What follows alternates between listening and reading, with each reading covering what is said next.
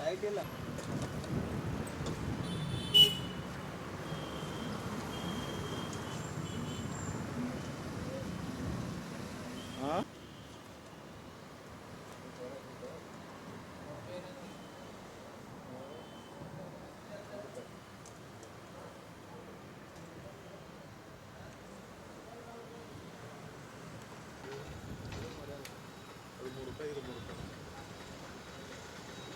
Tax ಕಡಿಮೆ ಮಾಡಿ ಅಂತ ಹೇಳಿದ್ರೆ ಮತ್ತೆ ಮಾಡಿದ್ರು ಇವತ್ತು ಮಾಡಿದ್ರೆ ರೇಟ್ 300 ರೂಪಾಯಿ ಏರ್ಸ್ಬಿಟ್ಟಾರೆ.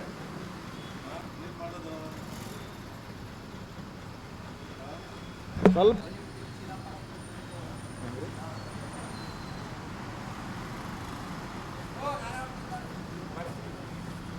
ರೇಟ್ ಮೇಲೆ ಮಾತಾಡ್ಬೇಕಲ್ಲ.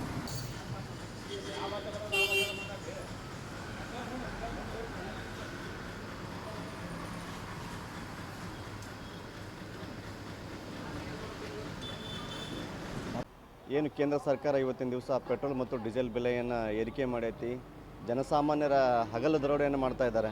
ಯಾಕಪ್ಪ ಅಂದ್ರೆ ಪಂಚರಾಜ್ಯಗಳ ಒಂದು ಚುನಾವಣೆಯಲ್ಲಿ ಈ ನಿರ್ಧಾರ ತಗೋಬೇಕಿತ್ತು. ಯುದ್ಧ ನಡೆದು ಎಷ್ಟು ದಿವಸ ಆಯಿತು ಅದೇ ರೀ ಜಗತ್ತಿಗೂ ಗೊತ್ತೈತಿ, ನಮ್ಮ ಭಾರತ ದೇಶಕ್ಕೂ ಗೊತ್ತೈತಿ.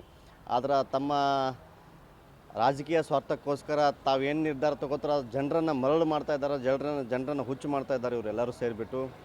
ದಯವಿಟ್ಟು ಕೇಂದ್ರ ಸರ್ಕಾರ ಮತ್ತು ರಾಜ್ಯ ಸರ್ಕಾರಗಳು ಆಳುವ ವರ್ಗಗಳೇನಿದಾವಲ್ಲ, ಜನಸಾಮಾನ್ಯರ ಹಿತ ಕಾಯುವಂಥ ಕೆಲಸ ಮಾಡಿರಿ. ಅದರ ಜನಸಾಮಾನ್ಯರನ್ನು ದೋಚುವಂಥ ಕೆಲಸ ಮಾಡೋಕ್ಕೆ ಹೋಗ್ಬಿಟ್ರಿ. ನಿಮಗೇನಾಗಲ್ಲ, ನೀವು ಆರಾಮಾಗಿ ಬದುಕ್ತೀರಿ, ನೂರಾರು ಕಾರ್ಗಳನ್ನು ಹಿಂಬಾಲಕರನ್ನಾಗಿ ತೊಗೊಂಡು ತಿರುಗಾಡ್ತೀರಿ, ನಿಮ್ಮ ಬದುಕು ಚೆನ್ನಾಗೇ ಇರ್ತೈತಿ. ಆದರೆ ಇಲ್ಲಿ ಸಫರ್ ಆಗೋರು ಸಾಮಾನ್ಯ ಜನರು. ದಯವಿಟ್ಟು ಕೇಂದ್ರ ಸರ್ಕಾರ ಮತ್ತು ರಾಜ್ಯ ಸರ್ಕಾರಗಳು ಇದನ್ನು ದೀರ್ಘಕಾಲಕ್ಕೆ ಈ ಬೆಲೆ ಏರಿಕೆ ಒಯ್ಯಬಾರ್ದು. ಜನಸಾಮಾನ್ಯರಿಗೆ ಹೊರೆಯನ್ನು ಮಾಡಬೇಡ್ರಿ. ಯಾಕಂದರೆ ಪಂಚರಾಜ್ಯಗಳ ಒಂದು ಚುನಾವಣೆಯಲ್ಲಿ ನೀವು ಈ ನಿರ್ಧಾರ ತೊಗೊಂಡಿದ್ರೆ ಎಷ್ಟೋ ಲಕ್ಷಾಂತರ ಜನರಿಗೆ ಹೆಲ್ಪ್ನೂ ಆಗ್ತಿತ್ತು, ನಿಮಗೂ ಸರ್ಕಾರಕ್ಕೂ ಇದು ಭಾರ ಆಗ್ತಿರಲಿಲ್ಲ. ಎಲ್ಲ ಮುಗಿದು ಬಳಕ ನಿಮ್ಮ ಸ್ವಾರ್ಥದ ರಾಜಕಾರಣಕ್ಕೋಸ್ಕರ ಜನರನ್ನು ಬಲಿ ಕೊಡುವಂಥ ಕೆಲಸ ಮಾಡ್ತಾ ಇದ್ದೀರಿ. ಇದನ್ನು ನಾವು ಖಂಡಿತವಾಗಿ ಖಂಡಿಸ್ತೀವಿ.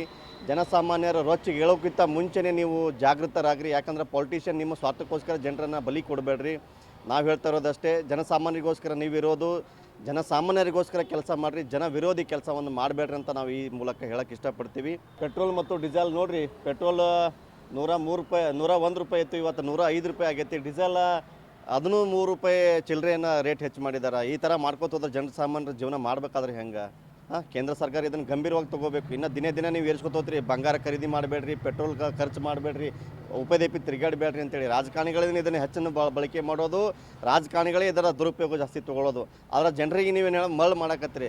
ಅಂಧಭಕ್ತರು ಅದರ ಅಂತೇಳಿ ನೀವು ಅಂಧಭಕ್ತರನ್ನ ಮತ್ತಷ್ಟು ಮಾಡಕ್ಕೆ ಹೋಗ್ಬೇಡ್ರಿ. ಅಂಧಭಕ್ತರನ್ನು ಒಂದು ಸ್ವಲ್ಪ ಜಾಗೃತ ಮಾಡುವಂಥ ಕೆಲಸ ಮಾಡಿರಿ.